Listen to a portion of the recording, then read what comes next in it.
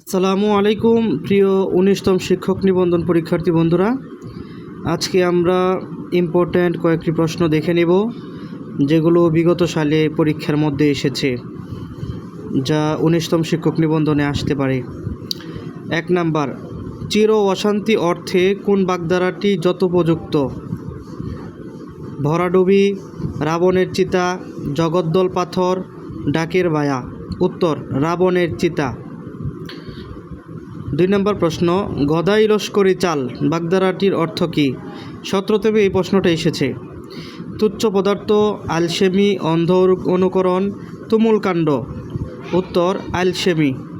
৩ নম্বর প্রশ্ন, ক্ষয়ের খা বাগধারাটির অর্থ কী?